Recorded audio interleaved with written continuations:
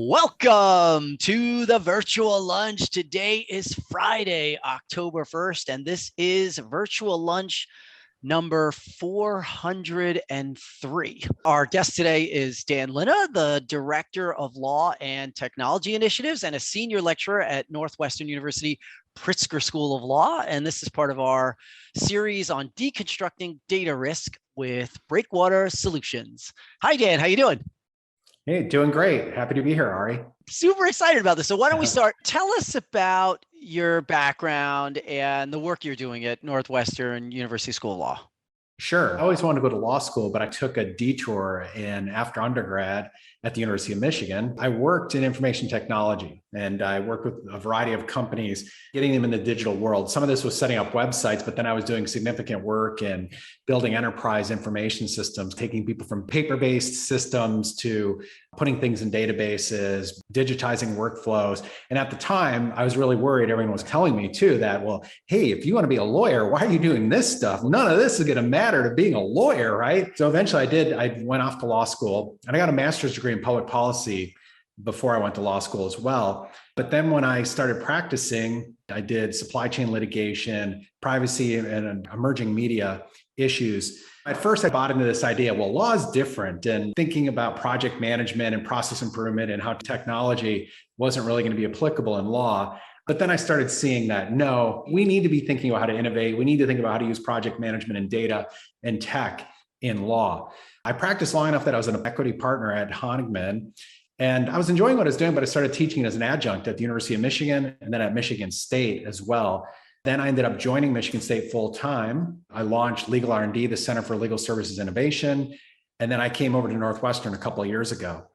And here, one of the things that was really alluring about joining Northwestern is they already had collaboration across the university between the law school and the engineering department. And collaboration across schools inside the university is difficult because it's not really in the incentive structure. If you're running a school, well, just keep your head down and do your stuff, be an expert in your stuff, publish in your field, and that's the recipe for success. And sure, maybe it's interesting to talk to computer scientists, but at the end of the day, I'm not going to invest too much time in that because that's not the reward structure. We teach this class called the Innovation Lab, and we bring together computer science students and law students. They work in interdisciplinary teams to build prototype technology solutions. And we work closely with external project partners. When I first started doing this, would hear a lot of talk. I would hear people who I consider, even some of the people who I consider to be leaders in this space would come out and say, oh yeah, we're going to use tech and data, but we're not going to do anything with it the lawyers touch, right? This is just back office stuff.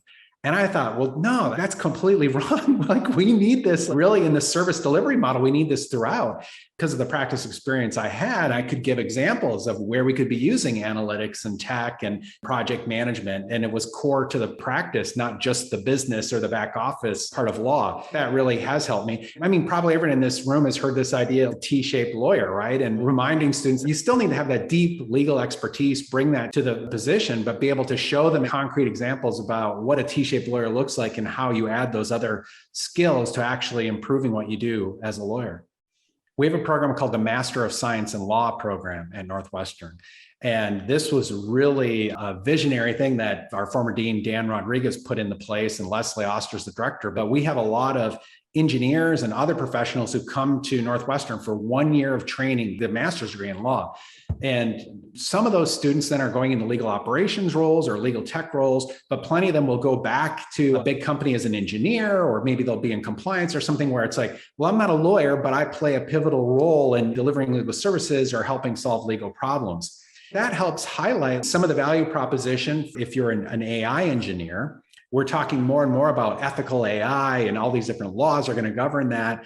And it's really helpful. If you're an engineer, you're building these things, you have an understanding of how these things are going to be regulated and what's likely to happen. I loved many aspects of my practice, but it was draining, right? It was a real grind. There was a lot of friction. And to me, I guess part of my hope is that if we can find ways to use technology to automate some of the drudgery or put information at people's fingertips, learn how to empower people, not just the lawyers either. You think about contracting processes inside of organizations. Some of being a lawyer is sometimes glamorized in a way that is a bit disconnected from the reality of it. And that can be a problem maybe sometimes for students who don't understand what it really looks like and what they're going to be doing as a lawyer. On the other hand, we've got an opportunity to change what lawyering and legal services delivery, right? Again, I sometimes talk a lot about lawyers, spend a lot of my time teaching JD students.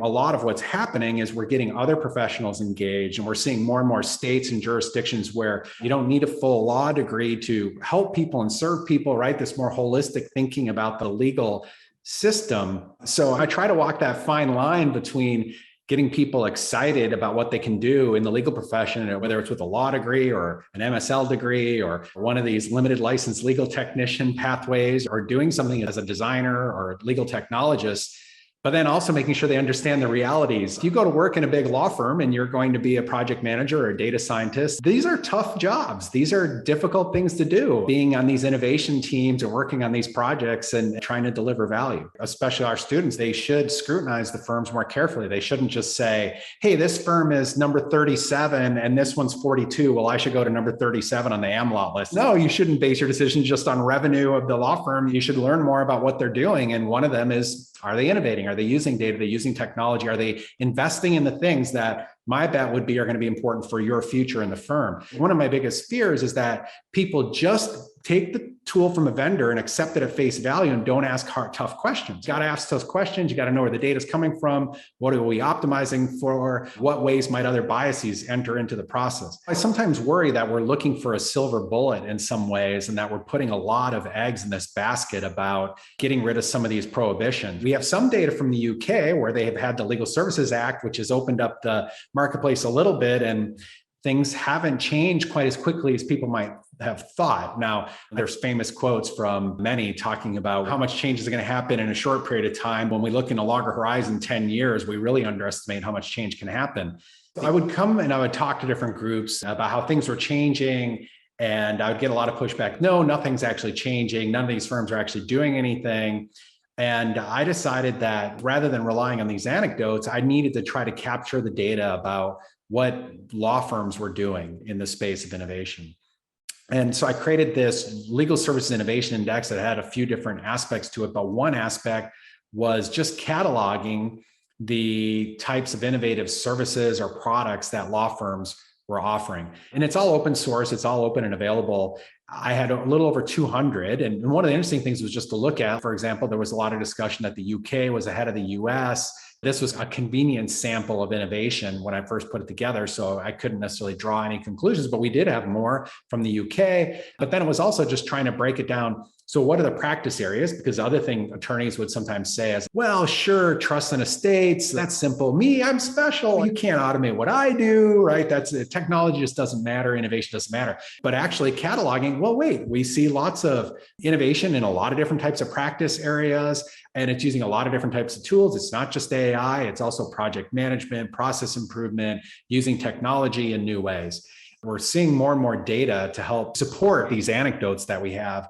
And I know that just even in law school, being forced to move to this remote environment, even before the pandemic, I was using Microsoft Teams and organizing projects with students there. Even more so, I've been using that with them, which I hope is a way to introduce them the tools that they might use in their practice.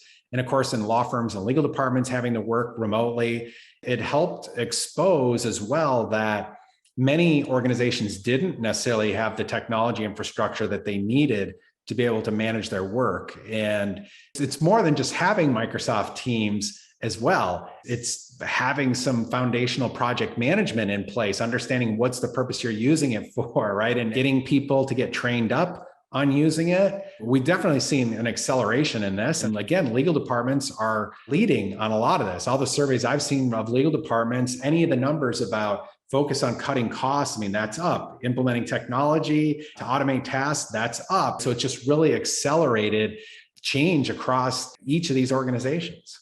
Dan Linna, everybody. I love it. Thank you so much for doing this, Dan. I love your energy and your enthusiasm, and your students are very lucky. We're lucky to learn from you. Thanks to you. Thanks to Breakwater for supporting this series, and I will look forward to following up.